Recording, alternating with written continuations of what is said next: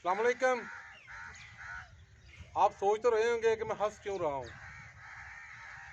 ये है वो रेलवे लाइन, ये चुंडा का स्टेशन है, जहाँ से 1965 सितंबर में इंडिया ने प्रोग्राम बनाया था अपने, यानी कि जंग अजीम के बाद ये टैंकों का दूसरा सबसे बड़ा इज्तिमा था चुंडा के मैदान में। ये वो स्टेशन है, यहाँ से लेकर आप घूमते जाएं बॉर्डर तक, ये 20-25 किलोमीटर का एरिया है। इस एरिया में ये जंग लड़ी गई है।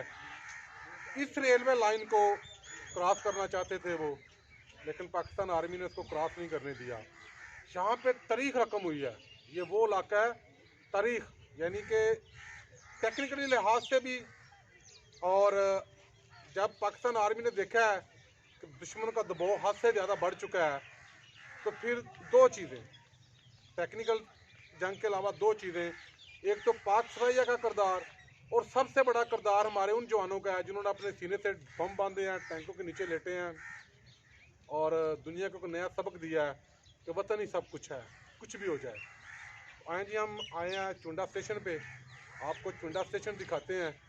और इसके अलावा यहाँ पे एक निशानी है, एक बोगी है, माल बरदार बोगी, उसके अंदर आज भी उस जंग के फायर लगे हुए हैं। आए जी, देखते हैं।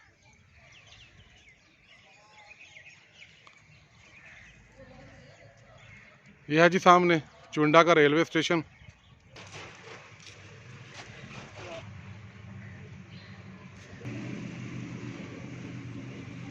जो हमें मालूमात दी गई है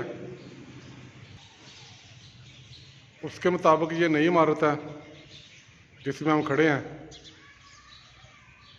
जो पुरानी इमारत थी वो जंग का ईंधन बन चुकी थी, उसकी जगह नई इमारत तमीर की गई है।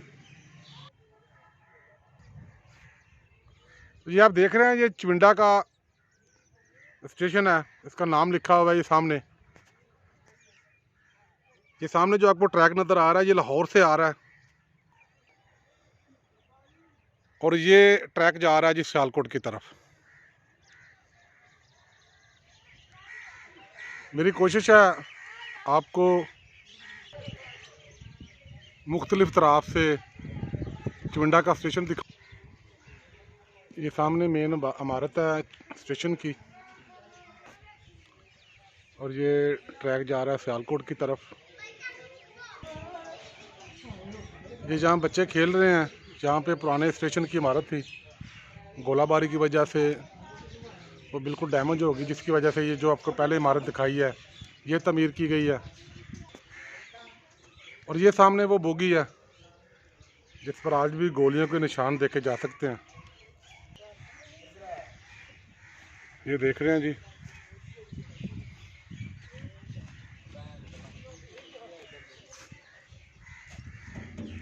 गोलियों के निशान है।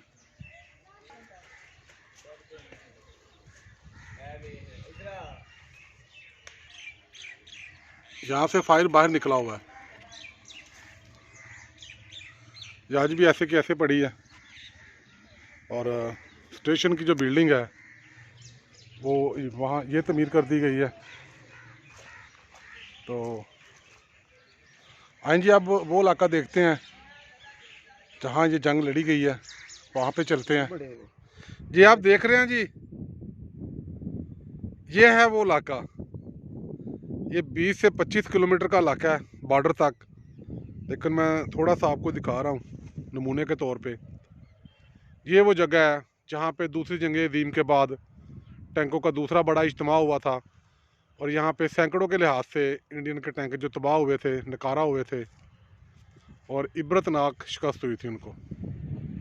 टैंकों की बहुत बड़ी लड़ाई हुई यहाँ पे, बल्कि आप इसको अगर इंडियन टैंकों का कब्रिस्तान कहें तो ये सबसे बेहतर होगा। ये इंडिया के टैंकों का कब्रिस्तान है, यहाँ उनका बहुत ज़्यादा नुकसान हुआ था।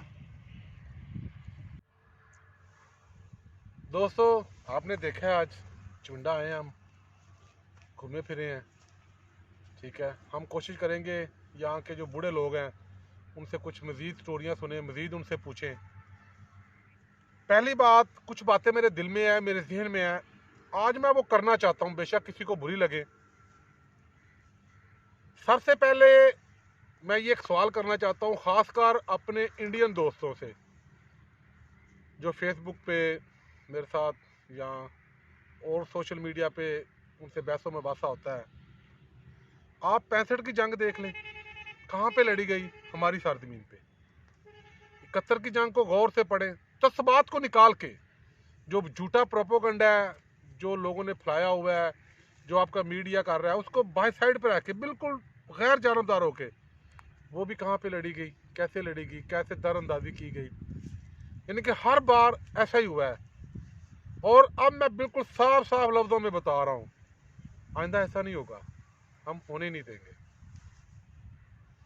ये हमारी सरजमीन है, हम यहाँ पे बैठे हुए हैं, आपके टैंक यहाँ आए, दुनिया ने देखा जो हुआ। 71 में आपने वहाँ दरअंदाजी की, दुनिया ने देखा जो हुआ। और ये जनवरी है, 2021 है, ठीक है। बहुत सारे दोस्त सोच रहे होंगे हमारी का अपनी सोच है, मेरी का अपनी सोच है। मैं किसी पे थोप नहीं रहा, मैं सिर्फ अपनी राय दे रहा हूँ। मुझे ऐसे लग रहा है जैसे हमारे साथ फिर छेड़खानी की जाएगी 1-2-3 माह में। मेरे ख्याल में अगर ये छेड़खानी की गई, दुनिया देखेगी। दुनिया ने पहले भी देखा है और दुनिया अब भी देखेगी। और इंशाल्लाह इसका जवाब इंतहाई सख्त और भरपूर होगा। हम फिर भी कहते हैं जंग किसी मसले का हल नहीं। ये जो हमारा खिता ना, बड़े सगीर का खिता, इसका मसला जंग नहीं है। इसका मसला तो भूख है, बीमारी है, बेरोजगारी है, इसके ये मसले हैं। लेकिन कुछ हमारे नाम नहाद जो शुरफा है, सियासी शराफिया है हमारी, वो अपनी दुकानदारी चमकाने के लिए कुछ ना कुछ, और ख़ासकर जो इंटरनेशनल कूफते हैं जो अपना असला बेचती हैं, जिनके अपने मफादात हैं, ठीक है, वो भी, ये सारा एक टोला जो मिल के इस खिते में आग के शोले भड़काता रहता है। अच्छा जी, बात हो रही थी तो एक और चीज़, अगर किसी ने जंग का पूछना है ना, क्योंकि मुझे किताबें पढ़ने का शौक है, आपको मैंने पहले भी बताया, मादरत के साथ बार बार बताता हूँ, आप बुरा ना मनाएं। यूरोप देखें आप, पहली जंग अज़ीम, दूसरी जंग अज़ीम, मैंने उस पर इतना पढ़ा है कि जो ज़िंदगी पे यकीन करें, ज़िंदगी की बहुत सारी ख्वाहिशें हासिल करने की आरज़ू ख़त्म हो गई है। इंसानियत की इतनी तदलील, इतनी बेकदरी, उनसे पूछे जंग क्या है। हर हफ्ते बाद इंडिया वाले, पाकिस्तान वाले अपना अपना एटम बम धूप में रख देते हैं सुखाने के लिए। ये मजाक नहीं है। जापान से पूछें, हिरोशिमा से पूछें, उनसे पूछें जाके जंग क्या है, ठीक है। जंग किसी मसले का हल नहीं। लेकिन फिर भी मैं कह रहा हूँ कि ये हमारी सरजमीन है, यहाँ पे दुश्मन के टैंक आए, 1971 का सानिया हुआ है, वहाँ पे जो हुआ है सबको पता है। जो गैर जानबदार लोग हैं उनको सबको पता है क्या क्या हुआ है, किसकी साजिशें थी, क्या क्या हुआ है, कैसे कैसे हुआ है। और जिन जिन लोगों ने पाकिस्तान को नुकसान पहुँचाया, तरीक गवा है, वो इंतहाई जिल्लत के साथ मरे हैं। दुनिया में भी जलील हुए हैं और इंशाल्लाह आखिरत में भी होंगे, अल्लाह के फजलो करम से। और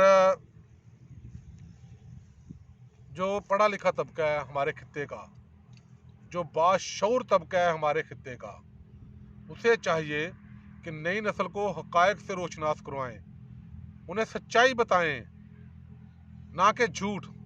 हमारे खित्ते का मसला भूख, गुर्बत, बीमारी, बेरोज़गारी, हमारे खित्ते का मसला ये है, ठीक है। और ये जो हमारी नाम नहाद शराफिया है, सियासी शराफिया, या इंटरनेशनल लेवल पे जो अपना असला बेचने वाले गमाशते हैं, ये सब उनकी साजिशें हैं। उन्होंने हमको पीस के रखा हुआ है, ठीक है।